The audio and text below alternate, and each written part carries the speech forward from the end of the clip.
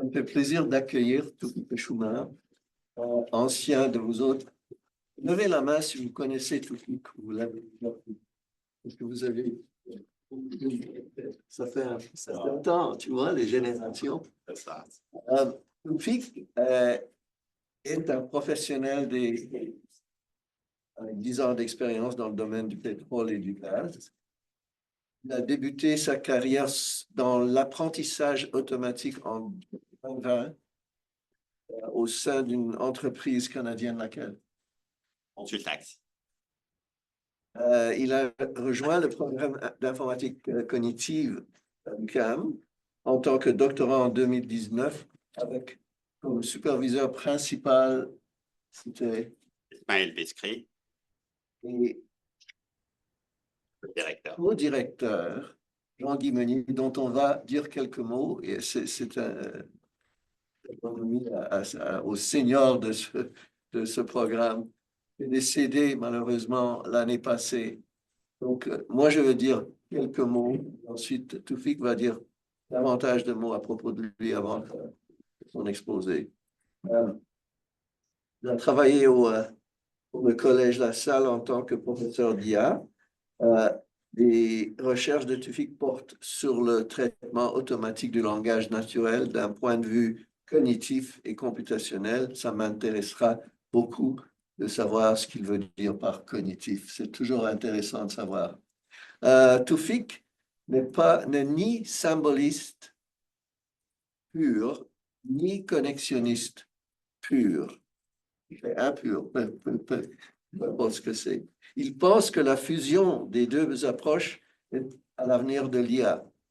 Il aime lire sur la catégorisation, la conceptualisation et la perception dans les sciences cognitives. L'une des idées les plus influentes à laquelle il croit fermement est que les images et les mots sont à la fois des symboles et représentent donc la surface, tandis que la machine devrait aller plus loin jusqu'à l'informatique conceptuelle. Deuxième mot que tu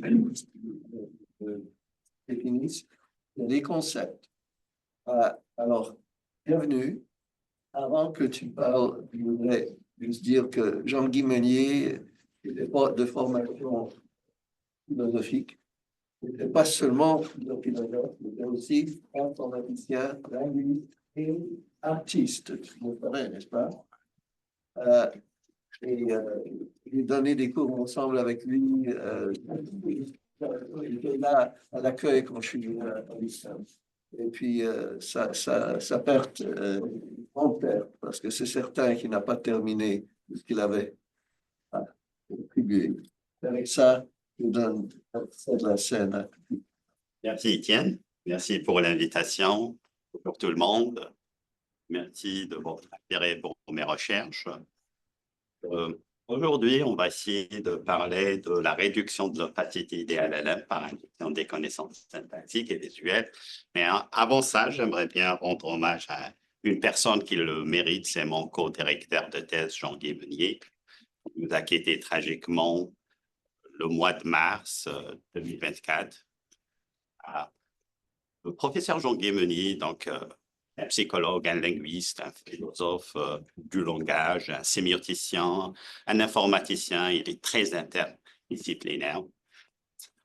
Ce que je retiens de Jean-Guy, c'est qu'il est d'une générosité scientifique exceptionnelle, qu'il est là pour partager avec tout le monde. Il a contribué dans la vision qu'on va voir ensemble dans le cadre de ses travaux de recherche. Jean-Guy Meunier, comme vous le savez, l'un des fondateurs de l'UQAM. Il est parmi les fondateurs aussi du DIC. Il est le fondateur du laboratoire d'analyse cognitive au département de la philosophie.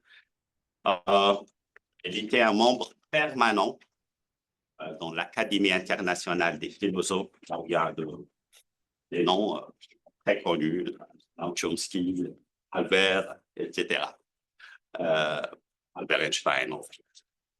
Alors, et puis Jean-Guy est un artiste aussi, donc il pratiquait la peinture à l'huile et l'aquarelle depuis une quarantaine d'années. et il a fait des expositions très vives en Europe, au Canada et même aux États-Unis. Il est aussi membre fondateur de la Société canadienne de l'aquarelle. Le dernier moment, le moment que j'ai passé avec Jean-Guy, là, c'était une semaine avant son décès. Là. Une semaine avant. Ouais, à l'hôpital Pierre Boucher, à Longueuil. On dit là, il avait toujours un stylo, un bout de papier, il me parlait de la philosophie du modèle triadique. Moi, je ne voulais pas passer beaucoup de temps pour ne pas le gêner, il était malade, mais quand même, on a passé 2 heures à parler de ça. Et ça, c'est Jean-Guy. C'est ça. OK. Donc, gardons Jean-Guy dans nos cœurs et dans nos mémoires. OK. Donc, pour parler de l'opacité, de l'interprétabilité des LLM, je vous ai préparé le plan suivant. Donc, on va commencer avec une petite introduction pour se mettre dans le bain des LLM. Et puis, on va discuter pour expliciter la problématique de l'opacité et l'interprétabilité. Ensuite, on va élaborer quelques hypothèses ensemble. On va concrétiser par la suite. Donc, on va parler de 2 modèles. C'est une petite partie de ma thèse. Donc, Langbert et VLG-BERT. Et puis, on va discuter des expérimentations, certainement. Donc, là, c'est le pipeline très général d'un LLM. Donc, dans un premier temps, un corpus volumineux. Donc, si on parle de GPT-3, c'est au-delà de 570 gigas comme corpus d'entraînement. Si on parle de BERT, c'est 16 gigas. J'entends souvent parler, les gens, ils font des comparaisons entre BERT et GPT. Moi, je trouve que c'est une comparaison injuste. Là, c'est un avis personnel. Il y a beaucoup de contrastes entre les deux. OK. Donc, on commence par un pré-traitement de notre corpus, enlever le bruit, hein, et puis on va commencer l'entraînement de notre modèle LLM. Le output de l'entraînement est un ensemble de vecteurs qui encodent le sens des mots. Donc, on va avoir un corpus sous format textuel, on va le faire passer un modèle LLM, et l'output, ça va être un ensemble, une base de données, des vecteurs qui encodent le sens des mots de ce corpus-là. Question primordiale. Est-ce que tu acceptes une question durant ta présentation ou tu veux que les réserve après? Je préfère à la fin. On peut... La deuxième étape, l'entraînement. Donc, on ne va pas s'arrêter à la première étape qui est l'entraînement du modèle. Là, on acquiert un savoir-faire, on va dire un encodage plutôt de sens qui est très général, mais qui n'est pas spécifique. On passe à la deuxième étape qui est l'affinement, qui est le fine-tuning, quand on veut rendre notre modèle un peu, on va dire, entre parenthèses, spécialiste, expert. Par exemple, dans le résumé de texte, la classification de texte, l'appariement de texte, question answers, donc réponse à des questions, la détection des entités nommées. Là, on veut notre modèle, il se spécialise. Donc, on va avoir des données qui sont annotées pour adapter notre modèle à des cas d'usage spécifiques et puis pour améliorer la performance. Le output de cette étape-là, c'est qu'on va mettre à jour les poids de notre modèle neuronal. On parle d'une pile d'encodeurs. Et par la suite, on va mettre à jour, encore une fois, le Text Embedding Database. Ça, c'est le pipeline très général. OK. Il y a 2 stratégies très connues dans la communauté des scientifiques qui travaillent sur les LLM. C'est MLM, Masked Language Modeling, et le Causal Language Modeling. C'est les 2 stratégies les plus connues, là, majoritaires, qu'on utilise pour entraîner nos modèles LLM.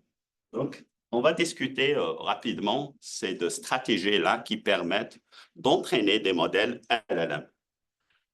OK, donc, dans le Masked Language Modeling, l'objectif est de maximiser la probabilité d'occurrence d'un mot tout en considérant le voisinage à droite et à gauche. C'est pour ça qu'on dit que BERT est bidirectionnel. Donc, on tient compte le contexte à gauche et à droite, comme l'indique la formule. Donc, on maximise pour prédire le mot contenu, le voisinage à gauche et à droite. Pour le Causal Language Modeling, on tient compte seulement les mots qui précèdent le mot à prédire, qu'on peut considérer aussi un mot masqué. Donc, on n'a pas de voisinage à droite. Donc, on va maximiser encore une fois la probabilité voisine, étant donné le voisinage de x1 jusqu'à x-1 pour prédire le mot qui suit. Je n'ai pas vu d'autres stratégies d'entraînement là. Je dirais 95% des modèles utilisent soit MLM, soit Causal Language Modeling. Nous, on travaille dans le cadre des Masked Language Modeling. Donc, on ne va pas travailler avec cette stratégie-là. Et on a une justification derrière ça. Donc, pour moi, la recette magique là, des LLM, c'est quoi? Il s'agit d'un modèle neuronal orienté données, qui a pour capacité la maximisation de la probabilité d'occurrence de mots afin de produire une combinaison sensée et cohérente et qui répond à une tâche précise. Pour mieux expliciter ce que je viens de dire, on peut interroger GPT, on va lui dire la requête suivante, 5 plus 6 est égal. On va écrire cette série de symboles. Et puis le cerveau de GPT, là, comment il interprète ça? Est-ce qu'il fait un raisonnement conceptuel comme on le fait 5 plus 6 mathématiquement? Non, ce n'est pas le cas. Pour lui, given the symbols 5 plus and 6 equal, what would be the next symbol should I produce? C'est comme ça qu'il le comprend. Quel est le symbole ou bien le mot à produire? C'est on me donne cette série de symboles. C'est comme ça que ça marche. OK. Donc, comme je l'ai dit, nous, on travaille dans le cadre de Masked Language Modeling. On a fait deux observations sur lesquelles on va fonder notre travail. On reproche quelque chose à ces deux points-là. Donc, masquage aléatoire des mots. BERT, il masque aléatoirement 15% des tokens, et puis il prédit ces tokens, et pendant la prédiction, il apprend des représentations vectorielles numériques des mots.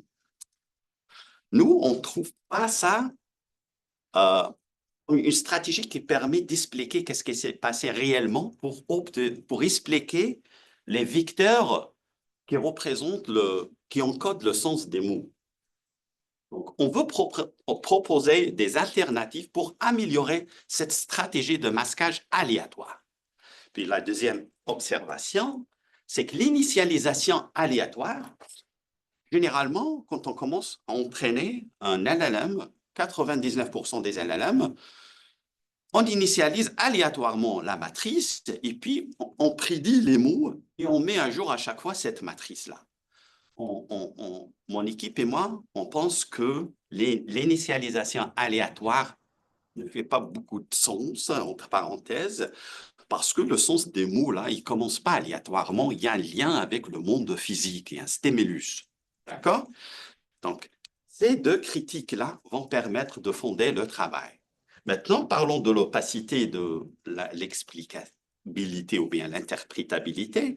C'est comme vous le savez, il y a des scénarios qui sont très sensibles, qui sont critiques là, où on ne peut pas faire confiance au modèle LLM, tout simplement parce qu'il s'agit d'un contexte sensible comme le diagnostic médical, la prédiction légale au conseil.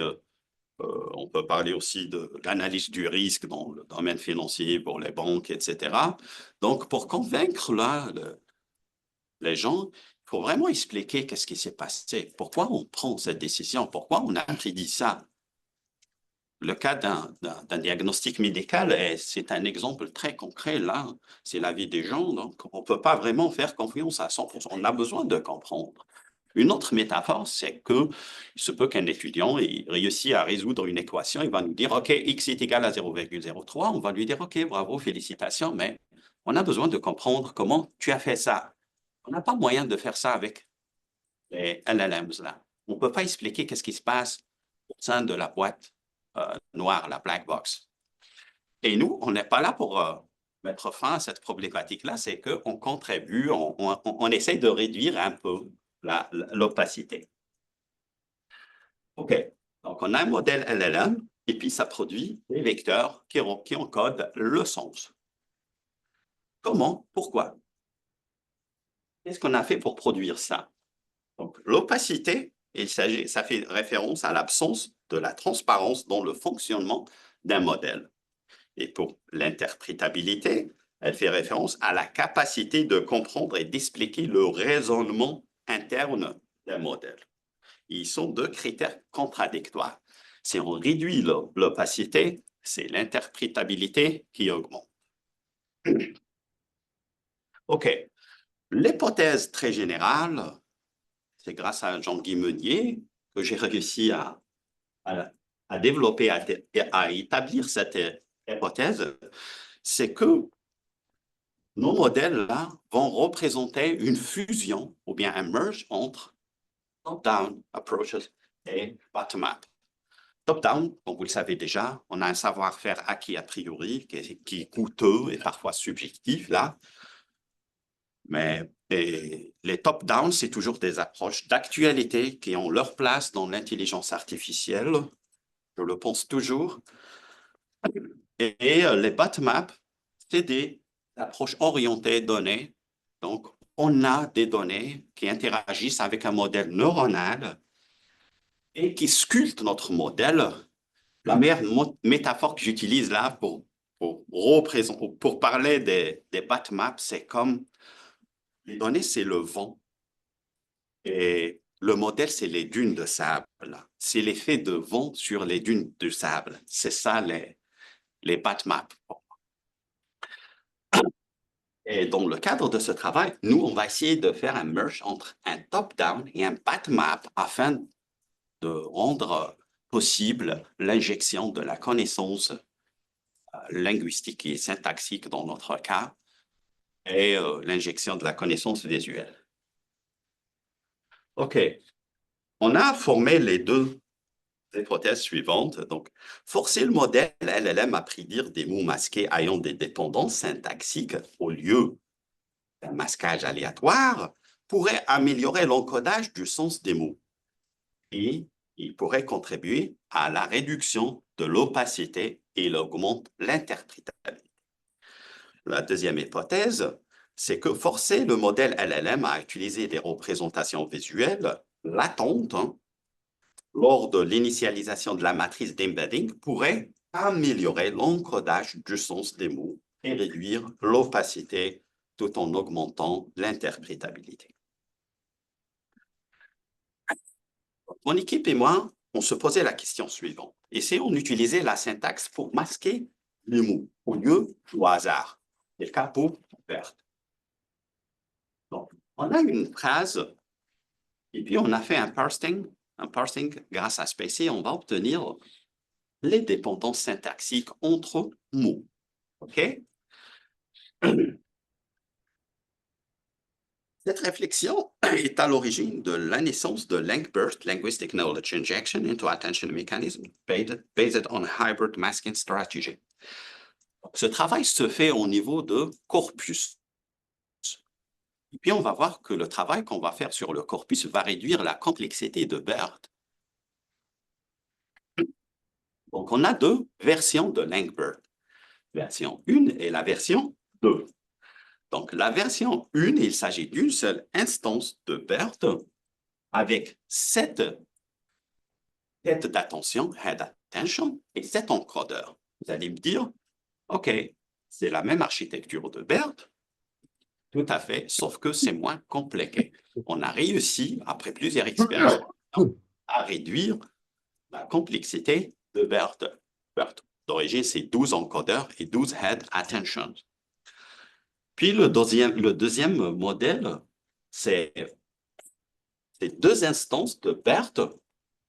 Chaque instance se spécialise dans le masquage dans un masquage spécifique. Ici, on a le masquage des mots ayant des dépendances syntaxiques et de l'autre côté, les mots qui sont aléatoirement masqués. Et puis, on fait un average et on passe à la couche de prédiction, prediction layer. Donc, on a carrément changé l'architecture. OK, l'ensemble des paramètres, c'est quoi? C'est que on a LangBERT version 1 va masquer 10% des mots aléatoirement.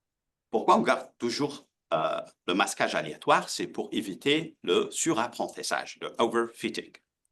Et puis, on masque 20%. On a fait beaucoup d'expérimentations qui coûtent très cher là, sur le cloud. À chaque fois, on réduit le nombre d'encodeurs et des têtes d'attention parce que c'est des hyperparamètres là. On garde toujours un bon résultat après avoir testé sur Glue, le corpus Glue et SG News là, qui sont très connus. On a remarqué que le masquage syntaxique nous a permis de réduire la complexité et garder de bons résultats. Les auteurs de BERT disent dans le papier qu'on a gardé 12 têtes d'attention. C'est pour capturer un maximum de relations sémantiques entre les mots. Nous, on a ça a priori grâce à l'arbre syntaxique là.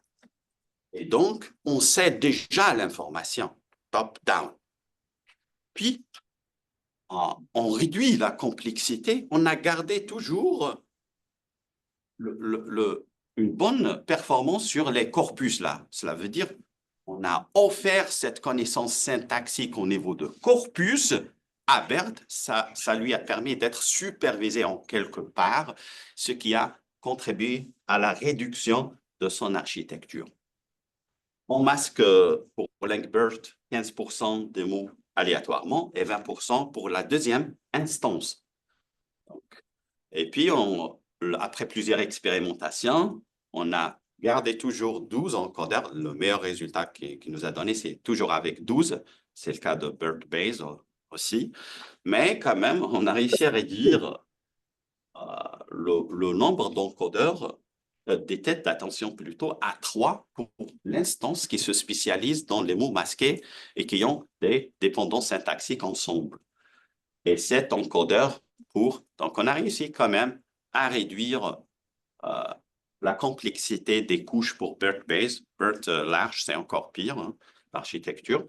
Pour le matériel, c'est que la configuration utilisée pour BERT-Base, c'est 16 TPU, 256 GB.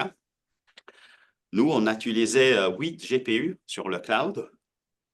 Et puis, pour la RAM, c'est 128. Pour BERT-Base, je n'ai pas trouvé l'information sur la RAM vive. OK. Ça, c'est le formatage qu'on a fait sur le training dataset pour le modèle LangBERT version 1.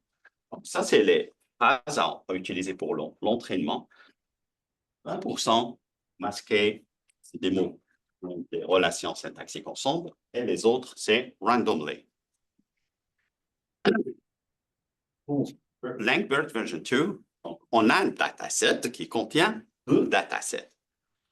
Un dataset pour l'instance 1, qui se spécialise dans le masquage aléatoire, et le deuxième pour l'instance BERT, qui se spécialise dans le masquage des mots ayant des dépendances linguistiques. Et on entraîne les 2 instances en parallèle. OK? Bon, j'ai fait un snapshot là à partir du papier. Je ne sais pas si c'est clair pour vous. Donc, ça, on a utilisé GlueScore comme critère d'évaluation. Score, donc ça représente la performance sur plusieurs tâches là que vous connaissez pour le Glue Training Dataset. Donc, on voit clairement que notre LangBERT version 2 marque un très bon score comparativement à BERT et à LangBERT version 1. Ça nous a pris 8 jours pour entraîner LangBERT version 1 et 11 jours pour entraîner LangBERT version 2. Pour BERT-Base, ça nous a pris 4 jours. Cela peut être expliqué par la configuration hardware. Il y a pour BERT, donc c'est 16 TPU. Nous, on a utilisé seulement 8 GPU. Il y a quand même une performance aussi en termes de... On a utilisé seulement 8 GPU, mais quand même, on a réussi à entraîner LangBERT version 1 dans 8 jours, malgré qu'on a réduit la complexité euh, de l'architecture, mais c'est toujours BERT-based qui dépasse en rapidité. Pour pouvoir comparer le temps d'entraînement, il faut entraîner sur la même configuration, là. Ce qui n'était pas possible pour nous parce que c'est très cher, l'entraînement. Aussi, le deuxième test, on l'a fait sur le AG News. Là, c'est une tâche de classification d'articles. On a 4 classes. On voit bien que, en termes de F1 score et de précision, toujours, nous avons LangBERT version 2 qui donne un bon score comparativement à LangBERT version 1 et BERT. OK. Ça, c'était notre façon d'obliger BERT à masquer des mots ayant des dépendances syntaxiques pour pouvoir dire que les mots prédits, c'est des mots qui ont des relations syntaxiques. Donc, ça pourrait expliquer qu'on a appris des relations syntaxiques entre mots au lieu d'un masquage aléatoire. On ne s'est pas arrêté là, on a continué, l'ambition continue. On se posait aussi la question suivante. Ici, on utilise la connaissance syntaxique comme une vérité de terrain, like a ground truth, to superviser notre modèle. Ça, c'est Scabbard, qui est un modèle que je vais présenter en Angleterre le 20 février. Scabbard, c'est Syntax Constraint Aware BERT. OK, on va faire un retour encore une fois sur notre fameuse phrase, The quick brown fox jumps over the lazy dog. C'est toujours l'arbre syntaxique là qu'on va utiliser, mais cette fois-ci, on va former un graphe. Les nœuds, c'est les mots, et les arêtes, c'est les dépendances linguistiques. OK? Et puis, on forme une matrice d'adjacence de ce graphe-là. Donc, 1, ça veut dire les deux mots ont des dépendances syntaxiques. 0 veut dire qu'il y a une similarité sémantique entre ces deux mots et qui n'est pas syntaxique, mais il y a toujours une relation sémantique parce que ça se trouve dans la même phrase, tout simplement. Donc, c'est un encodage de la connaissance linguistique dans un format matriciel qui peut être exploité par notre LLM. On va considérer ça comme ground truth pour superviser le modèle LLM. Donc, ça, c'est de top-down. OK, donc on va voir notre modèle LLM.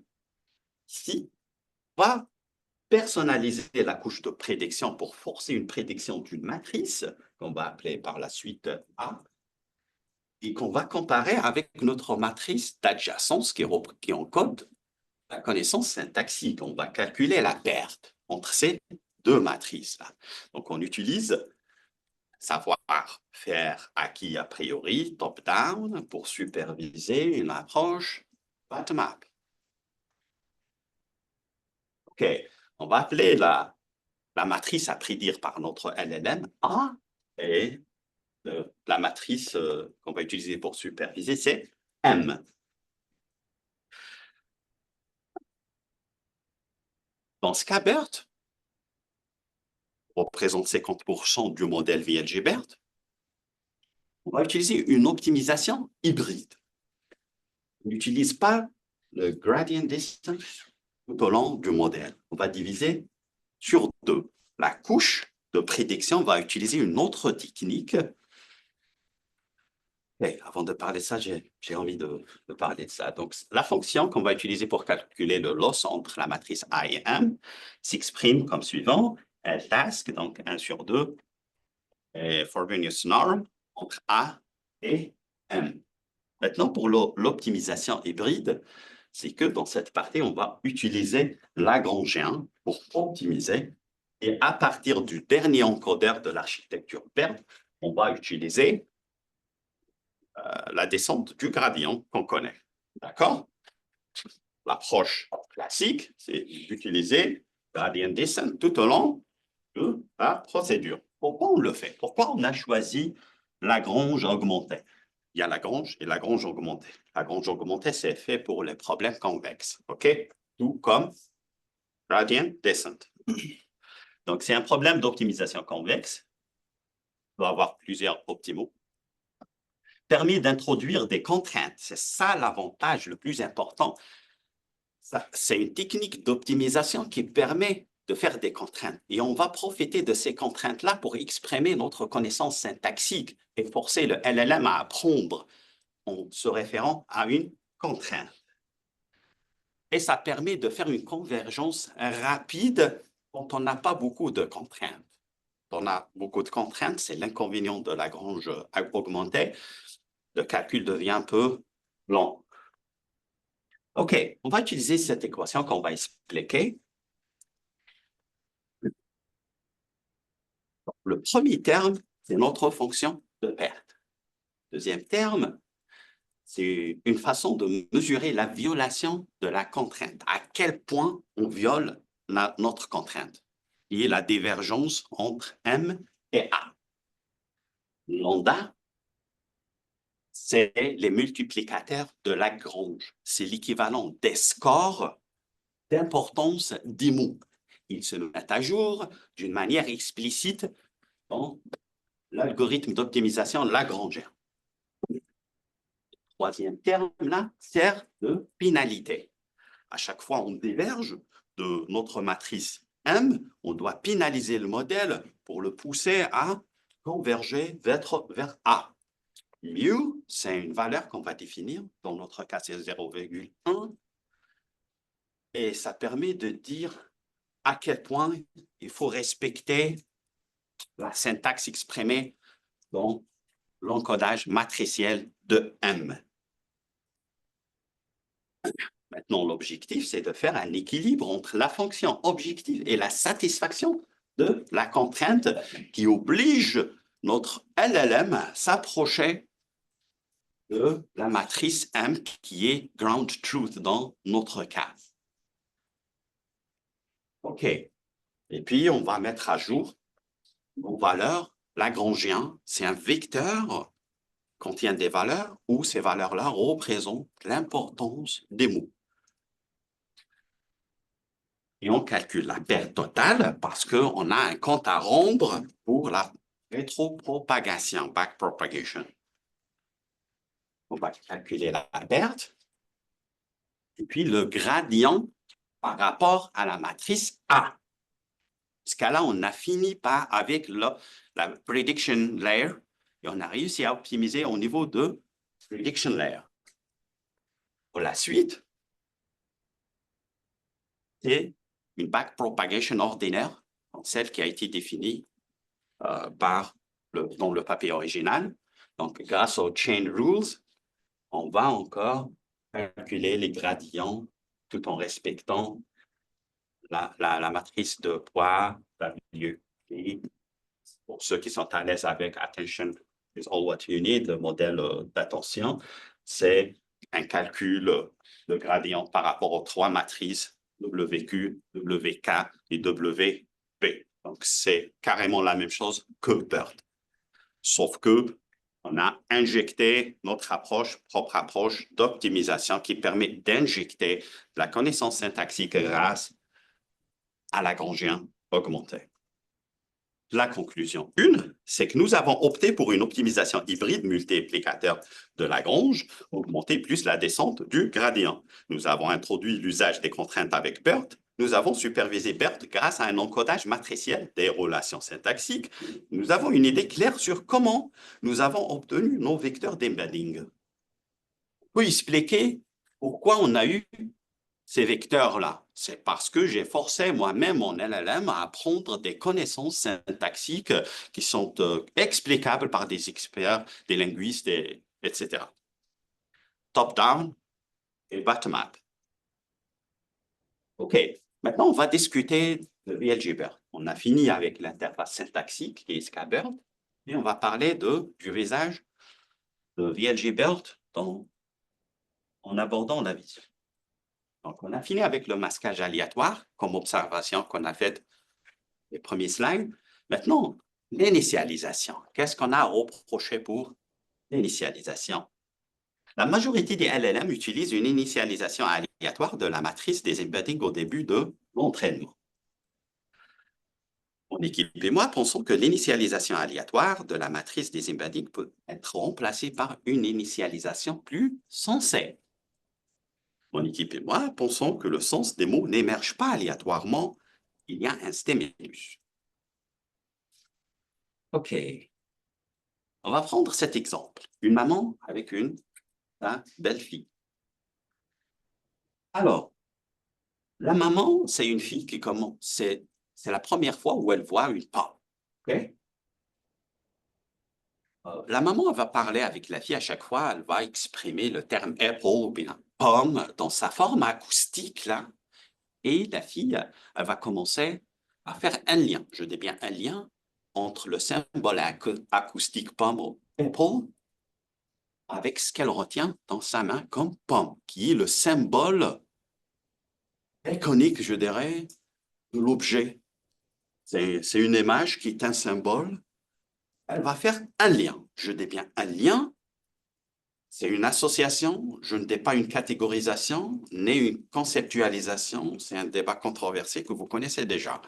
Pour le moment, on parle d'un lien, une association entre deux symboles, l'un dans sa forme iconique, visuelle, et l'autre dans sa forme acoustique. Comme vous le savez, les concepts en général, et une pomme ou bien Apple particulièrement, est dénoté, représenté par des symboles. Et les symboles, c'est des moyens de communication humaine. On doit utiliser les symboles pour pouvoir communiquer. Apple, ça peut être un échantillon acoustique, ça peut être l'objet lui-même, le référent, et ça peut être le symbole dans sa forme textuelle. Donc, les symboles voyagent dans l'univers sous plusieurs formes.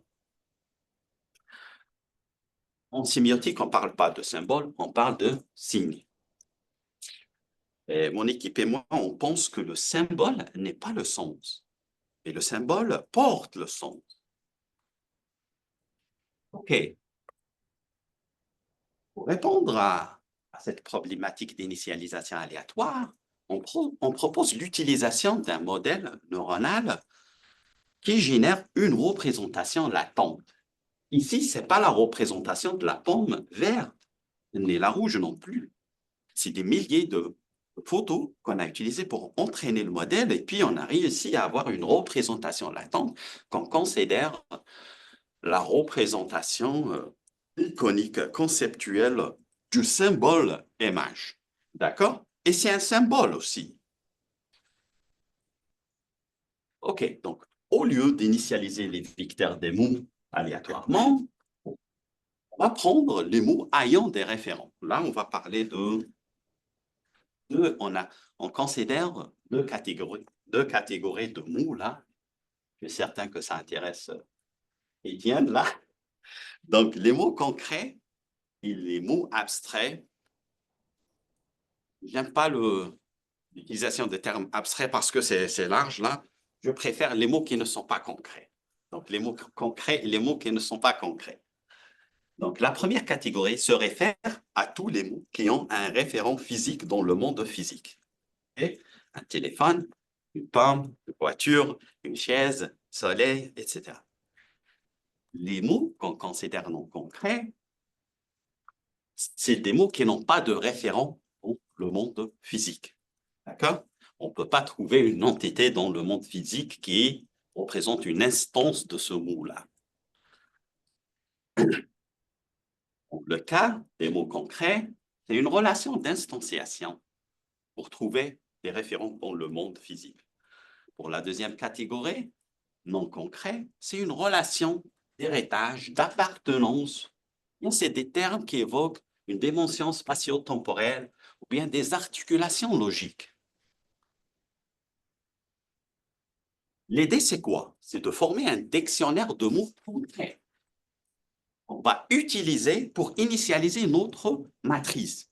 Dans une phrase, il se peut qu'on ait les mots concrets et les mots qui ne sont pas concrets. Quand on initialise, on va initialiser les mots ayant un référent physique avec notre table qu'on va construire. Et les mots qui n'ont pas de référent, ils vont être initialisés aléatoirement. D'accord? Donc, on va former un dictionnaire qu'on va utiliser comme lookup table pour initialiser la matrice. Donc, on a utilisé le modèle VIT que vous connaissez de Google, il a été publié en 2020. On a le corpus ImageNet de Google toujours qui contient 1000, et c'est très peu. Hein. Maintenant, il y a ImageNet 21. Malheureusement, on a utilisé celui de 1000 classes, mais on ne s'est pas arrêté à 1000 classes. On a essayé d'étendre, de faire une extension de ce dictionnaire grâce à WordNet. L'hiérarchie de ImageNet est la même de WordNet. On voulait élargir notre dictionnaire afin de pouvoir initialiser le maximum possible des mots dans des phrases, les mots ayant des référents dans le monde physique. On a utilisé 3 types de relations sémantiques entre mots, la synonymie, l'éponymie, l'hétéronymie. OK? Alors, on a utilisé cette formule-là. Quand on a un synonyme, c'est un synonyme. Mais pour l'éponyme, le vecteur on obtient à partir de la représentation latente ne doit pas être le même que celui de l'éponyme ou bien de l'hypernyme. On applique cette formule-là pour appliquer un score qui permet de changer le vecteur tout en respectant la relation sémantique entre un mot et son hypernyme et un mot et son éponyme. On va prendre un exemple.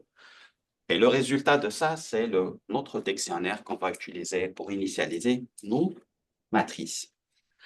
OK, on va expliquer la fonction. Donc, on a R qui va retourner un scalaire qui représente la pénalité associée à la violation de la contrainte sémantique entre W, ça veut dire le mot qu'on a déjà, on a déjà sa représentation latente, et son éponyme ou bien son hypernyme.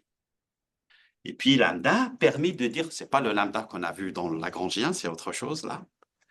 Lambda permet de dire à quel point on doit respecter l'hiérarchie WordNet. Et c'est un hyperparamètre à définir dès le début.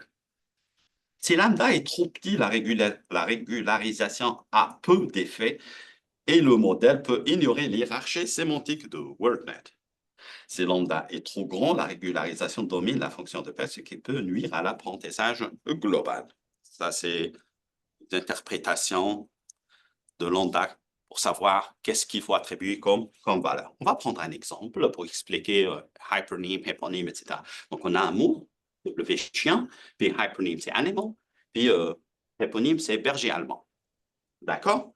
On va appliquer le path distance, c'est un graphe de WordNet, et la distance par rapport au mot W détermine le score qui permet de modifier le vecteur du mot qui a la représentation latente extraite à partir de ImageNet. Et on a formé un dictionnaire de 10 000 vocabulaires. Et on a fait des tests sur VLG-BERT. J'arrive à la fin, là. Donc, il a été entraîné sur le même corpus que BERT. L'entraînement a été effectué sur une plateforme cloud commerciale. Moi, j'évite de nommer les entreprises, etc., pour ne pas faire la publicité. C'est pour ça, dans l'introduction, je n'ai pas nommé l'entreprise pour laquelle je travaille. Alors, donc, qui utilise 8 GPU, 128 Go de RAM et 32 de cœur virtual CPU. L'entraînement, ça a pris 122 jours, plutôt 122 heures. Ça serait, c'est l'équivalent de 6 jours à peu près, ou bien 5 jours. C'était sur une tâche de classification de texte. Là, on voulait faire sur d'autres, mais le délai de la conférence pour le deadline était trop serré. Donc, on a fait sur le AG News, ce qui est un corpus qu'on a déjà utilisé pour LangBERT, qui contient 4 classes pour classer des articles de journaux. Là. Et on voit qu'on était nous-mêmes surpris par les résultats de VLG-BERT comparativement à BERT. On a réussi quand même à atteindre 0,99 pour la classe 1, par exemple. On a dépassé les scores de BERT Bayes sur l'ensemble des classes. Et puis, l'accuracy, c'est toujours, donc on a fait une comparaison. Si on fait une comparaison entre VLG BERT, le résultat de la précision en bas, c'est 0,97. Pour LinkBERT, c'était 93,7 et LinkBERT version 2, 94. Donc, VLG BERT, grâce à l'injection de la connaissance visuelle, a réussi à faire une bonne performance sur AgNews, même avec les ex-modèles, là où on a introduit l'injection syntaxique. Je ne dirais pas que c'est une solution multimodale, elle est bimodale. On parle de la syntaxe et la sémantique réelle du monde physique. Et voilà, merci pour votre attention. Excellent. Et ça rentre dans les contraintes du temps. La scène est ouverte au questionnement, soit d'ici, soit de lointain. Normalement, les gens sont Ah, il y a quand même. Parle à haute voix, s'il te plaît, si tu lèves la main. Vas-y.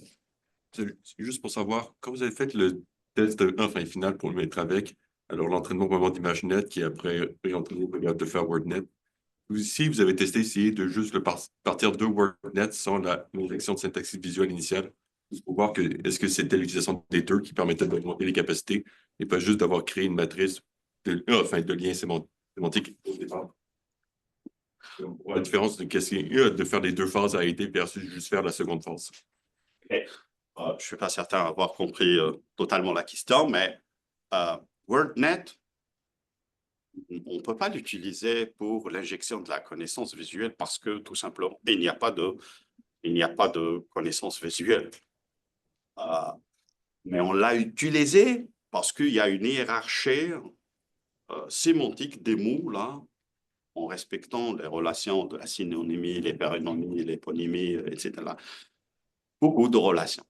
Et le lien, la motivation, nous a poussé à utiliser ImageNet, c'est que les labels qu'on a dans ImageNet ont la même hiérarchie que WordNet.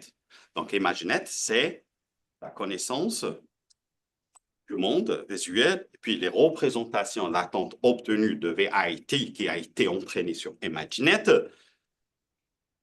C'est ça, la connaissance visuelle dont on aura besoin, mais seulement WordNet, je ne vois pas comment on peut avoir de la connaissance visuelle à partir de WordNet seulement. Non, c'était pas pour la connaissance visuelle, c'était... Oui, j'ai pas compris. Donc, théoriquement, à la place de prendre ImageNet, tu aurais pris, même pour les mots concrets, normal, ImageNet aléatoire, tu aurais juste utilisé la hiérarchie de WordNet pour essayer de modifier pour les termes traditionnels, les nouvelles classes associées, leur lien avec les premiers qui étaient aléatoires. Est-ce que ceci aurait déjà été assez pour aider l'entraînement initial ou vraiment c'est l'injection initiale qui permet alors de tout déclencher le reste? C'est l'initialisation initiale qui permet de commencer le processus. Et je ne vois pas comment on peut savoir que le mot W, par exemple, de WordNet, là, évoque un mot concret. Là. Il n'y a pas cette information dans WordNet. Là. Il faut venir de l'autre côté, de ImageNet vers WordNet. Mais utiliser WordNet seulement pour extraire les mots concrets, là, il n'y a pas l'information qui nous permet d'extraire les mots concrets. Là. Il faut vraiment faire un départ à partir de ImageNet et le modèle VIT, là, pour initialiser directement, mais je n'ai pas essayé d'autres approches. Donc, notre approche est très simple, tout simplement, c'est de l'extraction à partir de VIT, des représentations latentes on va étendre le vocabulaire grâce à WordNet. Dans le sens inverse, on n'a pas fait ça. Merci. Ouais, tout de suite, je te donne. Maintenant, il y a Francis de lointain. On va chacun à son tour. Vas-y, Francis, mets ton micro. Oui, vous m'entendez? Oui. Par contre, Francis, excellent. Bonjour, Toufik. D'abord, je veux te féliciter pour cette présentation. Je suis hautement impressionné par ce que je vois du travail que tu as fait. Et je pense que Tanguy aurait été extrêmement fier de ce que tu as présenté aujourd'hui. Alors là-dessus, je t'applaudis. Ensuite, je vais y aller avec mes questions. Je connais beaucoup moins Bert que toi, alors ça se peut que les questions ne soient pas tout à fait à la hauteur, mais tu me pardonneras pour cela. Je veux juste être sûr de bien comprendre que ici, les modèles que tu as mis de l'avant, Bert, c'est des modèles qui partent vraiment de zéro. Je pense que c'est ça que tu dis, mais je voulais juste m'assurer de ça avec toi. Donc, c'est pas, on part pas de Bert et après ça, on fine-tune Bert déjà entraîné sur les tâches que tu nous as montrées. Puis ensuite, la deuxième question, ce serait, j'imagine que la suite, c'est de mélanger le visuel avec les dépendances. Est-ce que tu as déjà commencé ça et est-ce que ça te donne des bons résultats ou c'est quelque chose qui s'en vient? Alors, c'est mes deux questions là, par rapport à ta présentation. OK. Je vais commencer par la deuxième question parce que la première, je ne l'ai pas bien entendu. Le son là était trop... je ne pouvais pas t'entendre et il vient de le régler.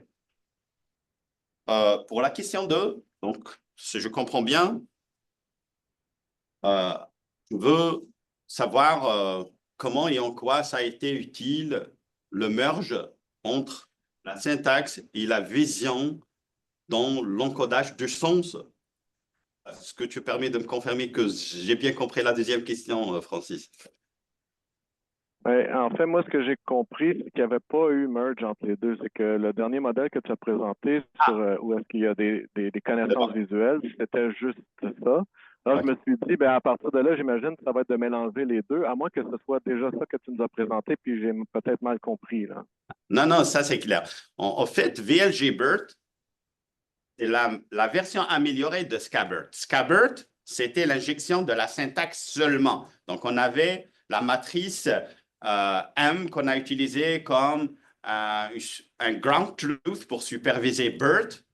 Et c'était un deuxième modèle pour faire une publication, tout simplement. VLGBERT, donc, il fait les deux. Donc, en injectant, en utilisant la nouvelle matrice d'initialisation qui contient des représentations latentes là, et puis en haut, on supervise en même temps. Donc, on initialise et puis on commence l'entraînement et cet entraînement est supervisé par notre matrice qui encode les relations syntaxiques. Donc, c'est les deux à la fois. C'est ça VLGBERT. Mais Scabbert contient seulement la supervision syntaxique seulement, pas de visuel. Peut-être dans les slides, ça a apporté de l'ambiguïté un peu. Je n'ai pas séparé les deux.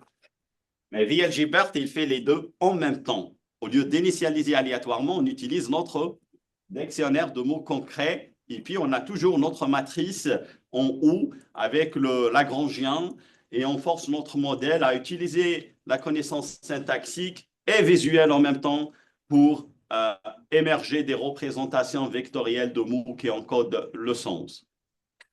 C'est très différent, la matrice de dépendance syntaxique, puis après ça, la matrice qui dit à quel niveau les catégories s'emboîtent les unes dans les autres.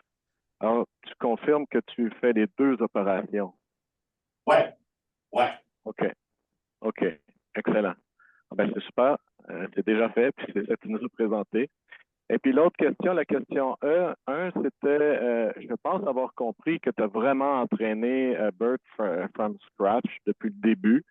Je pense que c'est ça que tu as présenté, mais je veux confirmer avec toi que ce n'est pas un pré-entraînement sur le modèle des entraînés qui a été fait par la suite sur BERT, mais c'est vraiment, on part de zéro avec notre corpus. Donc, c'est aléatoire au début, ça donne n'importe quoi. Puis, bon, après tes 8 jours ou je ne sais pas trop combien de jours d'entraînement, après ça, ça donne le modèle que tu nous as présenté. Effectivement, c'est un entraînement from scratch parce que je ne peux pas utiliser tout simplement l'entraînement de BERT parce que j'ai fait un formatage un peu particulier. C'est la contribution dans le travail. C'est un formatage qui me permet d'avoir un masquage des mots ayant des dépendances syntaxiques et d'autres aléatoirement. Et puis, j'ai d'autres datasets aussi que j'ai préparés qui permettent d'entraîner 2 instances de BERT en parallèle. Donc, en réalité, ce sont aussi 2 training datasets. Un est fait pour l'instance qui apprend des relations randomly et l'autre qui apprend grâce au masquage basé sur les dépendances syntaxiques. Et puis, on fait un average. Donc, c'est un entraînement from scratch, là. C'est pour ça qu'on parle de 8 jours et de 14 jours d'entraînement. D'accord, on a encore 3 questions dans la queue. Une d'ici, ensuite Maria, et puis ensuite, voilà.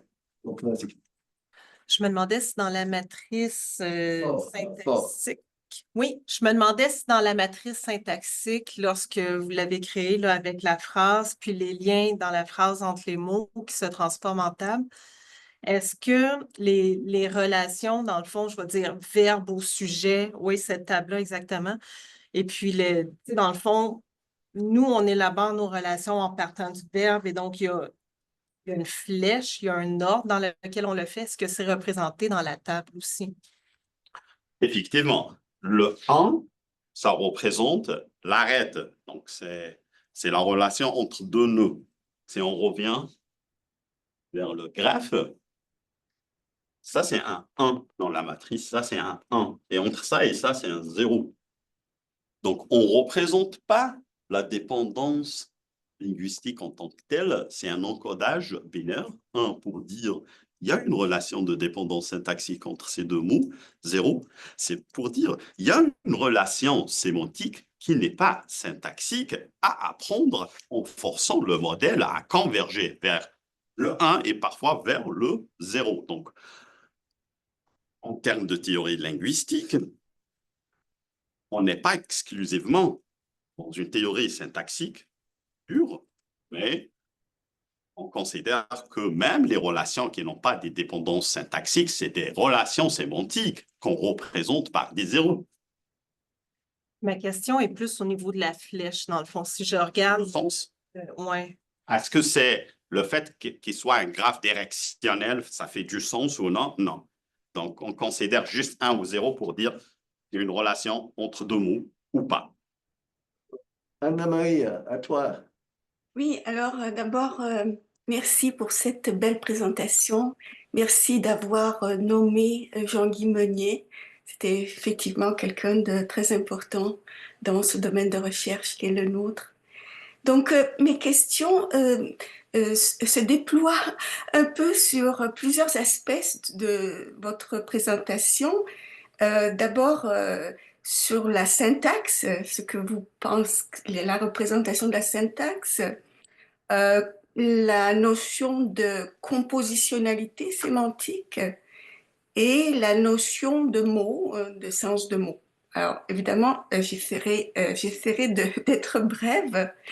Bon, première question pour la syntaxe. Moi, je suis tout à fait de l'avis d'incorporer les propriétés de la syntaxe des langues naturelles dans un traitement automatique du langage.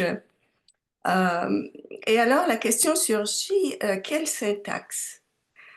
Alors, évidemment, la grammaire relationnelle, Arc Pair Grammars, c'était une des premières représentations des relations syntaxiques entre les phrases. Mais comme vous l'avez mentionné juste précédemment, elle n'est pas vraiment une une syntaxe qui prend en compte de certaines relations universelles de dépendance. Elle fait des dépendances linéaires entre les mots qui sont là comme des suites d'éléments dans une chaîne. Je voulais vous mentionner peut-être qu'il y a effectivement une publication qui date de 2020 de Chen et collaborateurs dont le titre est Struct Former, Joint Unsupervised Induction of Dependency and Constituent Structure for Masked Language Modeling. Effectivement, cette publication, je pense, apporte à la fois l'idée que la syntaxe génère des graphes orientés et c'est effectivement d'insérer cette conception de la syntaxe qui est reconnue aussi aujourd'hui pour la structure des phrases du langage humain. Donc, c'est aussi une approche hybride, puisque c'est Relational and Dependent Constituent Structure.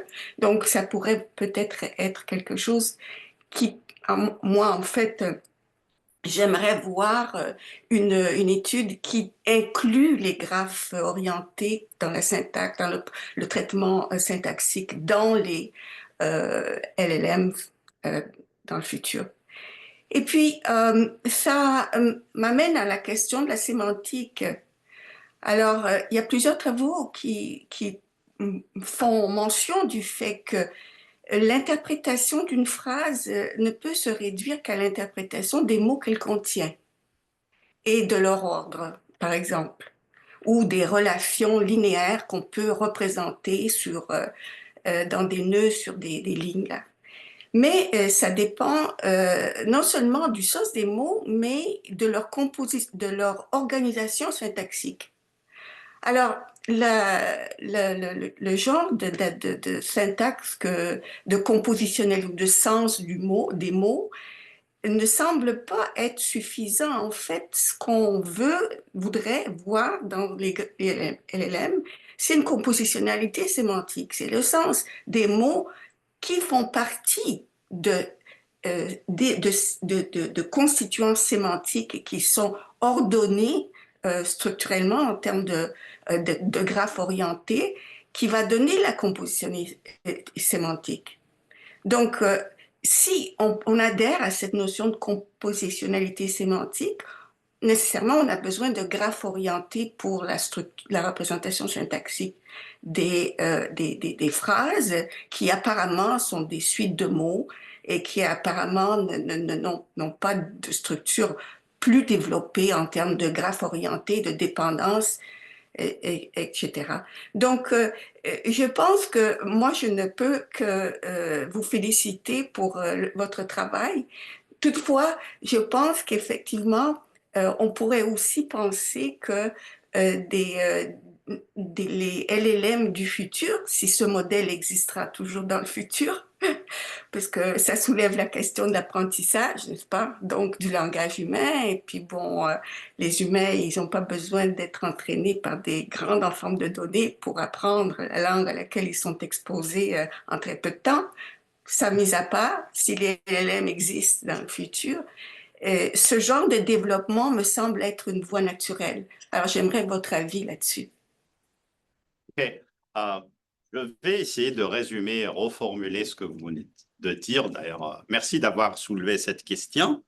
Comme je l'ai dit au début, il s'agit d'une approche top-down, donc rules-based, qu'on a utilisée comme une vérité de terrain pour superviser notre modèle orienté données. Comme vous le savez, les rules-based approaches, les approches à base de règles, il y a toujours les mêmes critiques. Là, vous avez parlé de la compositionnalité linguistique. Il y a quelqu'un d'autre qui voudrait qu'on fasse l'apprentissage avec la grammaire universelle de Chomsky comme vérité. Là. Donc, c'est toujours le débat et les inconvénients, les avantages autour des théories linguistiques, mais on pourrait utiliser chaque théorie linguistique dans sa forme encodée, là, comme c'est le cas, on a utilisé la dépendance syntaxique entre les mots sous forme d'une matrice.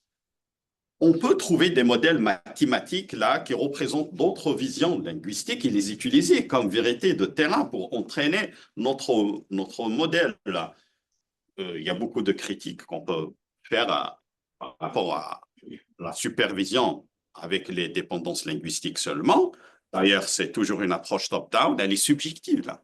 Donc, les experts peuvent ne pas être d'accord sur l'arbre syntaxique de la phrase elle-même. Moi, j'ai utilisé spaCy parce qu'il a genre 94,5 de précision là, en termes de parsing.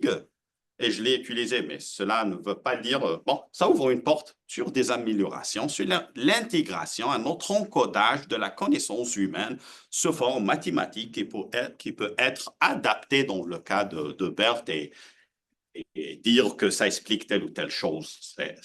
C'est autour des critiques très générales des approches top-down. Il y avait une question là, et puis ensuite, et puis, toi, tu avais levé la main avant aussi. Non, c'est pas grave, mais 1, 2, 3. Ah oui, et donc, non. 1, puis Roger, 2, 3. Vas-y, dis ton nom à haute voix. Bonjour, je m'appelle Luc. Merci beaucoup pour la présentation. C'était une présentation riche et très instructive, j'ai trouvé. Donc, c'était génial. Ma question à moi porte sur l'injection des connaissances visuelles. Donc, ce que j'ai cru comprendre, c'était qu'il y avait une hypothèse comme quoi ça pouvait aider également à réduire l'opacité du modèle. Mais j'aimerais comprendre, peut-être avoir plus de précision en quoi peut-être ça réduisait l'opacité, puis peut-être de retourner justement à l'hypothèse, puis sur les fondements de cette hypothèse-là. C'est ça. Merci pour la question. C'est une question très pertinente, comme toute autre question qui a été posée. Alors, en termes d'opacité, pourquoi on suppose que l'injection de la connaissance visuelle contribue à la réduction? OK, on va prendre l'exemple d'un enfant. Il n'a jamais vu une pomme. En lui montrant une pomme et en interagissant avec lui, en nommant cette pomme-là, il va faire le lien entre la pomme et la nomination qui est acoustique dans un premier temps. Donc, il va faire un lien entre ces deux symboles-là. Ça explique. Donc, on apprend des connaissances comme ça, nous, êtres humains. Donc, c'était ma façon de dire, parce que l'opacité, on ne peut pas expliquer ce qui se passe. Le raisonnement humain, c'est autre chose comparativement au modèle LLM là. Mais je peux te dire, j'ai initialisé avec de la sémantique réelle du monde physique mes mots là. Mon encodage de mots a une référence. Je peux m'appuyer sur des théories cognitives. Le stimulus là, le sens des mots n'émerge pas aléatoirement. Il y a un lien, c'est le travail de Arnaud, là. Le dictionnaire. Si on ne connaît pas le sens d'un mot et on va boucler encore fois, à un moment donné, il faut quitter cette boucle, aller vers le monde et trouver du sens à ces mots-là. Et ça commence pour moi avec une association et je ne m'aventure pas dans la catégorisation et la conceptualisation. Dans ce cadre, on le considère juste comme association parce que ce n'est pas facile d'être fidèle aux théories cognitives avec les moyens mathématiques qu'on a là. Donc, c'est juste une association. J'initialise un vecteur et je peux défendre mon modèle en disant, OK, le mot que j'ai émergé à la fin de l'entraînement est basé sur des connaissances du monde réel là. Et c'est le cas pour les êtres humains. On n'apprend pas du sens comme ça. On commence à partir du monde réel et puis on va vers l'abstrait. Donc, si je comprends bien, c'est peut-être, c'est peut-être pas nécessairement que ça va nous donner la capacité d'expliquer des décisions individuelles du modèle, mais plutôt de lui permettre de modéliser d'une certaine façon cette espèce d'association-là, excusez, c'est pas ça, je veux dire, de référence là, au monde réel. Oui, c'est ça. Je me réfère à l'expertise humaine et les processus cognitifs là, pour expliquer ce qui se passe là. Je peux poser une question à une personne, 5 plus 6 est égal à combien? Il va me dire 11. Si je lui dis qu'est-ce qui s'est passé dans tes neurones, il ne saura pas expliquer qu'est-ce qui s'est passé. Mais il saura l'expliquer avec un langage humain que je peux, moi, comprendre. Mais ce qui se passe à l'intérieur, là, c'est l'équivalent des la pile des encodeurs, là, c'est l'équivalent des neurones, on va dire.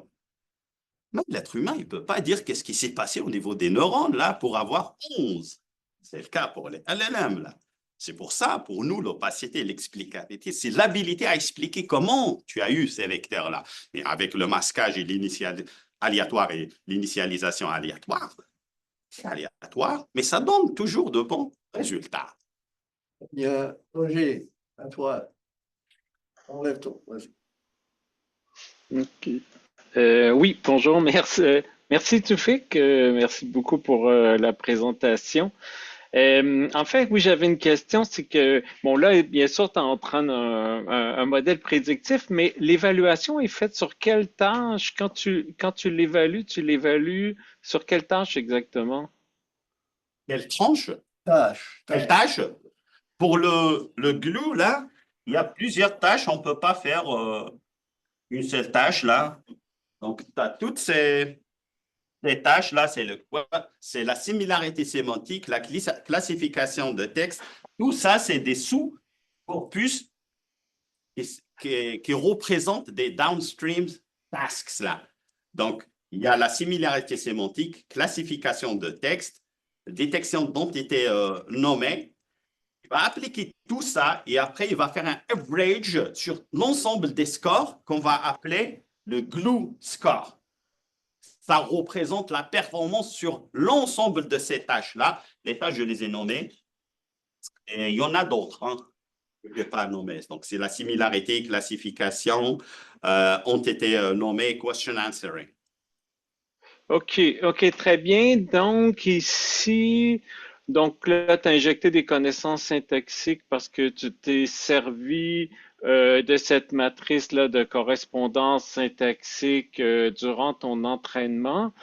Et qu'est-ce qui se passe si on utilisait une matrice différente? Donc, ça veut dire que toi, tu as une matrice de certains types de dépendance, mais on pourrait penser à une autre matrice de dépendance ou même une matrice aléatoire. Et comment ça se compare à ce moment-là? Sur les mêmes tâches pour la même évaluation?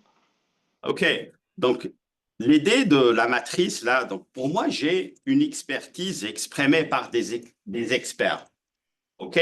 Qui est l'arbre syntaxique, là, il a été généré par des experts et puis on a réussi à transférer ce savoir-là à des modèles comme Spacy. OK? Pour moi, c'est de l'expertise humaine. Maintenant, je veux l'utiliser comme une vérité pour l'injecter, là. J'ai pensé à une manière d'encoder cette expertise humaine-là dans un format qui pourrait être exploité par BERT en tant que forme de supervision, on va dire là. Donc, j'ai tout simplement pris l'arbre syntaxique et le transformé en graphe. Et puis, les relations entre les mots, c'est 1 quand il s'agit d'une dépendance linguistique, 0 dans le cas où il n'y a pas une dépendance. Quelqu'un d'autre pourrait penser à une autre matrice qui encode sa vision à lui. Par exemple, la grammaire universelle de Chomsky, là, c'est un moyen de l'exprimer dans une forme computationnelle qui pourrait être exploitée par BERT, là, surtout au niveau de prediction layer. Oui, on peut le faire. Et comment ça se comparerait à ce moment-là? Parce que je pourrais prendre un cas extrême, là, je génère un arbre aléatoire, puis j'utilise ta matrice, et là, ça se comparerait comment? La comparaison, moi, je ne dirais pas au niveau des matrices, mais je dirais au niveau de la qualité des vecteurs produits, là. Donc, tu utilises ta matrice à toi, moi, j'utilise la mienne, là, puis on va entrer nos modèles, on va avoir des vecteurs qui encodent le sens, et puis on va faire des tests sur des tâches de classification. Ah ben, c'est ton approche donne de bons résultats. Il faut comprendre pourquoi et comment, et on commence à discuter pourquoi mon approche qui modélise l'injection des dépendances linguistiques n'a pas donné de bonnes performances par rapport à la tienne, là. Ça se discute, c'est ton approche d'encodage est explicable comme la mienne. Mais l'aléatoire, on ne peut pas l'expliquer. Je ne sais pas si... Oui, mais ici, tu n'essaies pas de générer une explication, tu essaies de générer un score sur des tâches. Donc, on pourrait le comparer à une matrice générée par un graphe aléatoire. Ce serait complètement possible, non? Ouais, c'est ça, mais moi, je dirais que je pourrais expliquer mon apprentissage. J'ai fait une injection de la connaissance humaine pour superviser mon modèle LLM. Moi, j'ai l'habilité d'expliquer, de réduire, voilà ce qui s'est passé. Mais à savoir, c'est ta matrice aléatoire là qui donne de bons résultats. Est-ce que tu peux expliquer qu'est-ce que tu as fait pour avoir ces vecteurs-là? C'est là la clé de ce sujet. C'est l'explicabilité, l'interprétabilité. On peut faire un choix aléatoire d'une matrice et ça peut donner de bons résultats, mais c'est toujours dans le cadre de masquage aléatoire, ça donne de bons résultats. D'ailleurs, c'est un cas concret qu'on peut utiliser pour comparer, mais on ne peut pas expliquer. J'ai masqué aléatoirement. Comment tu veux que des linguistes soient à l'aise avec les vecteurs qu'on a utilisés pour encoder le sens des mots? OK, mais en fait, je posais la question seulement parce que, tu sais, de façon générale, quand tu as une tâche à réaliser, puis tu as des méthodes, par exemple, tu utilises des méthodes d'apprentissage machine pour prédire une bonne décision, pour pouvoir réaliser une tâche, mais il n'y a pas nécessairement en pratique une grande différence entre les différentes approches. Donc, des fois, dans les applications, qu'est-ce qui va se produire? C'est que tu as beaucoup de flexibilité sur le modèle, etc. Et des fois, c'est pas nécessairement très discriminant à la fin. Ça veut dire que les différents modèles vont donner souvent des performances similaires ou il y a des catégories de modèles qui vont donner des performances similaires. Alors, pour ça, je te posais la question parce que, dans le fond, si tu regardes ici l'arbre syntaxique que tu as qui est basé sur des hypothèses, si tu le compares à d'autres arbres ou à un arbre généré au hasard, ça donne une idée de dans quelle mesure les résultats que tu obtiens sont déterminés par cet arbre spécifique. C'est seulement ça la remarque, c'est une remarque relativement générale. D'accord, on l'a compris. Maintenant, on passe aux Merci. questions ici. Il y a 3 questions. Est-ce qu'il y a une des 3 questions qui continue ce fil ou est-ce que ça va... Je dois ordonner les 3. D'abord, je crois que c'était toi. Ici. Pardon? Ici. Ici aussi. Ici, sur cette même... Oui. Oui, mais il faut que ça soit bref parce qu'on doit passer. Vas-y. La réponse aussi brève. Si la question est brève. Une question rapide. Sur Linkbird, la version 2, j'avais une question concernant l'encodeur parce que vous avez utilisé en fait un encodeur où vous dites que vous avez réussi à en fait éliminer le comportement aléatoire des tokens dans l'encodeur. Et puis, j'aimerais savoir comment ça s'est fait. Est-ce que vous l'avez fait implicitement à travers un algorithme ou est-ce qu'il y a des experts qui vont décider pour chaque phrase quel mot, quel token va être initialisé? Comment ça s'est fait? Pour Linkbird, le travail a été fait au niveau de corpus, là. Donc, on a formaté le corpus au lieu de masquer aléatoirement. On a masqué des mots qui ont des dépendances syntaxiques. Et on a gardé la deuxième pile, l'instance de BERT, avec un masquage aléatoire. Pourquoi? Pour nous éviter le overfitting, surapprentissage. Sinon, à ce niveau-là, c'est carrément la même architecture, sauf qu'on a réussi à réduire le nombre des encodeurs, par conséquent, la complexité de BERT, et on a fait un average pour obtenir ça. Donc, le travail a été fait au niveau de corpus d'entraînement. On a masqué des mots, juste masquage des mots, là, pour prédire des mots, mais cette fois-ci, j'ai l'habilité de dire, j'ai après une dépendance linguistique qui est conventionnelle et connue par les linguistes. D'accord. Maintenant, on continue. Vas-y. Merci pour la présentation. Très fort. Il faut parler très fort. Oui. Ma question, je parle en anglais. Okay, no problem. I have used BERT-based model before for text classification task with large data set, about 500,000 text message between people. One-way communication. It is not like two-way communication. One way. And after I trained it I saw the time it takes to train both injection steps, and it takes about 14 days, about 2 weeks. And at the end, the results was not as I want the classification looks like. So after I saw the injection for the knowledge, the grammar, syntax, and for the visual, I guess that I need some fine tuning to make it clear. So my question is, when we want to use the injection with regard just for syntax, okay, like that's the one that you used on the slide before this one, I guess. Yes, LinkBERT. If I use LinkBERT to redo the experiment, it will give me more accurate result because now I will, in the prediction phase, in the masking phase, while I'm training, it will take care with the words that are more syntactic to each other, not like just automatic masking, etc. So this is my question is, I mean that injection is important in the informal, let's say, text messages, because the data was, looks like it have mistakes in grammars, it has a little bit of slang words, let's say, something like that. So Question is clear now. Vas-y. Okay, so I can't grant you that it will perform as you expect, but for me, I used it already for text classification task on AG News dataset, and it gave me a good score. But I can't say that it will give the same performance, you know, it's experimental. If you change the model to train it on the older training data set, you need to live the experience so we can judge that the model will produce, but I'm optimistic about that. I think it will give you a better classification than BERT-based. Très bien. Prochaine question. Bon. Donc, bonjour et merci pour la présentation. En fait, j'ai deux petites questions. La première, c'était concernant la rétropropagation du gradient au début. Vous avez dit en fait que les LLMs sont des boîtes noires.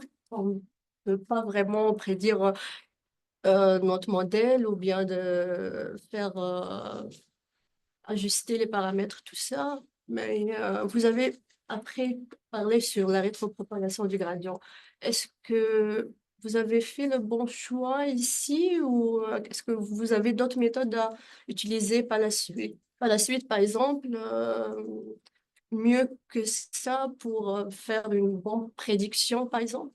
La deuxième question concernant l'injection des connaissances syntaxiques, en fait. Est-ce que je peux répondre d'abord sur la première, parce que je risque d'oublier. OK. OK. La question me confirme quelque chose, parce que ça a été proposé par d'autres. Quand on parle de l'opacité et l'interprétabilité, les gens pensent qu'on va expliquer qu'est-ce qui se passe dans les couches neuronales. Pour ça, j'ai utilisé l'exemple de l'être humain. Je peux te dire 5 plus 6, tu vas me dire 11. Et je te dis qu'est-ce qui se passe dans ta tête pour avoir ce résultat. Tu ne pourras pas me répondre. L'opacité, ce n'est pas l'expliciter ce qui se passe dans les encodeurs. C'est comment j'ai obtenu ce résultat, est-ce que je peux l'expliquer? Et ma façon de voir l'opacité et l'interprétabilité, c'est je donne la connaissance et l'expertise humaine, là, que je peux, moi, comprendre et expliquer. Je pourrais expliquer le résultat en output. Mais la propagation, la backpropagation, ou bien la prédiction, là, c'est par analogie la même chose que ce qui se passe dans le cerveau humain. On ne peut pas expliquer, sauf, Étienne le sait dans neuroscience. Ça, c'est Wernicke Area pour l'understanding. Ça, c'est Broca pour production. Et puis, moi, j'ai eu l'occasion de parler à quelqu'un qui a une maladie dans la zone Wernicke, là, mais il me comprenait. Alors qu'elle est responsable de la compréhension. C'est pas trop exact, là. Non, ce n'est pas ça. C'est pas à propos de ça. En fait, vous avez travaillé sur tout ça parce que, en fait, il y a des limitations concernant les LLM, n'est-ce pas? Donc, ma question, c'était pourquoi par exemple, on doit choisir, par exemple, des méthodes qui sont presque les mêmes limitations que, par exemple, la méthode qu'on a comme solution innovative, ici, par exemple, ici. L'innovation, quoi. 2025, On ne prétend pas, par exemple. on ne prétend pas avoir développé un modèle qui répond à toutes les limitations de LLM. On est juste en train d'essayer de réduire l'opacité et on a contribué avec l'intégration des contraintes qui permettent d'injecter la connaissance syntaxique, c'est ce qui me permet de dire, voilà comment j'ai eu les vecteurs là, je peux les expliquer. Et puis, l'intégration de la connaissance visuelle du monde là, pour dire, OK, je commence, et je suis aligné avec plusieurs théories cognitives là, qui considèrent le stimulus là comme point de départ pour avoir du sens. Est-ce qu'on peut considérer l'injection des connaissances syntaxiques comme apprentissage par renforcement, par exemple? Ah non, c'est pas ça. Pas ça. Qu'est-ce que... Renforcement, il y a une politique. On doit apprendre une politique. Là, ce n'est pas le cas. On injecte des connaissances. Très bien. Merci pour la question. Est-ce qu'il y avait une question ici? Oui, en fait, bon. Bien, merci pour la présentation. C'est comme tout le monde, j'ai vraiment beaucoup apprécié. Puis, deux questions. La première, elle est relativement facile, c'est que vous avez testé les modèles sur des jeux enfin, sur des datasets comme Bloom, enfin Agile. voilà, enfin, des benchmarks, mais vous avez déjà un petit peu répondu avant. Comment est-ce que ce modèle-là performerait genre dans quelque chose qui n'est pas un benchmark déterminé? Parce qu'il y a aussi beaucoup d'autres modèles qui vont avoir de grosses performances. Bon, comme aujourd'hui, on voit des LLM super puissants qui n'ont pas justement les mêmes garde-fous d'explicabilité, qui vont quand même aussi performer tout aussi bien. Donc, est-ce que ces modèles-là pourraient performer? Est-ce que vous avez planifié de tester ça un peu plus, genre in the wild, pour voir comment ça se compare? Puis ma deuxième question qui revient un peu à ce qui a déjà été posé avant, mais j'ai besoin de... j'ai encore du mal à wrap my head around it. C'est comment est-ce qu'on sait vraiment... On essaie d'expliquer... Oui. I prefer to answer the first question. OK. Donc, Glue Score comme benchmark et AG News, là, c'est les plus connus, là. BERT a été testé sur ça, GPT. Il faut aller vers ces benchmarks-là qui sont utilisés par les modèles les plus connus pour pouvoir faire des comparaisons. Et je ne suis pas le premier à avoir proposé l'intégration d'injection des connaissances syntaxiques. Loin de ça, il existe une autre variante, SynthBERT, qui est Syntactic BERT. C'est un modèle qui existe, il y a beaucoup de travaux dans ce sens-là. Comme le disait Roger Wilmer tout à l'heure, il proposait une matrice aléatoire, d'autres ils proposent des matrices selon leur vision linguistique, comment injecter. Là, il existe des modèles, mais NewScore et Genius, c'est les plus connus. C'est des benchmarks. Vous allez découvrir ça et vous allez, pour avoir de la crédibilité pour ces travaux, il faut faire des tests sur Glue et Genius et ce genre. Mais je n'ai pas fait des tests sur d'autres. Oui, mais c'est un peu ça que je demandais. C'est ça, c'est les tests de base. C'est la base d'obtenir en quelque sorte, genre des 90% sur ces choses-là pour que le modèle soit crédible. Mais après ça, qu'est-ce que vous avez prévu justement de moins standard? C'est une vision postdoctorale, là? OK. L'idée, c'est quoi? Je pense à intégrer les GNN. Les GNN, pour moi, c'est la forme ontologique neuronale du futur, là. Et les LLM, pour moi, ça va être genre des modules qui traitent du langage seulement. Il faut avoir... Je m'en vais vers une architecture modulaire cognitive où un modèle qui traite le symbole dans sa nature visuelle, image, texte. Et puis, ces deux-là et d'autres modalités, peut-être le son, aident à immerger la représentation conceptuelle. C'est dans ce sens-là. Ça répond un petit peu aussi en partie quelque part à l'autre question que j'avais, qui est genre pour revenir à l'injection de représentation visuelle. Ça permet d'expliquer un petit peu pourquoi est-ce que, au niveau de pourquoi est-ce que le modèle performe en quelque sorte, mais comment est-ce qu'on peut être sûr que c'est cette injection de connaissances visuelles qui fait que le modèle performe mieux? Parce que, mettons, en tant qu'humain, on sait, mettons qu'un chien, c'est un chien, on connaît l'animal, puis le modèle, il va être entraîné à des représentations visuelles de l'animal chien, mais en tant qu'humain, on peut aussi avoir une définition non concrète de chien, par exemple comme une insulte ou des choses comme ça. Puis, dépendamment du contexte, les humains vont pouvoir désambiguiser. Mais si ce LLM-là, il a une contrainte qui lui dit un chien, c'est ceci, c'est cette représentation-là, est-ce que ça ne va pas justement pénaliser le LLM par rapport à la flexibilité? Ah, OK. Donc, on n'est pas d'accord sur la définition de la représentation visuelle, la tonte, là. Ok. Ça ne représente pas un chien que je vois dans un instant T1. Ça représente le concept chien parce que mon modèle a vu des milliers de chiens. Ouais.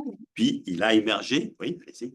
En fait, ce que je voulais dire, c'est que je veux parler d'une situation où c'est même pas le concept du chien en tant qu'animal qui est donné. C'est un chien, ça peut être par exemple une insulte pour désigner un humain. OK. Je comprends. J'ai une vision, une supposition, une hypothèse personnelle par rapport à ça.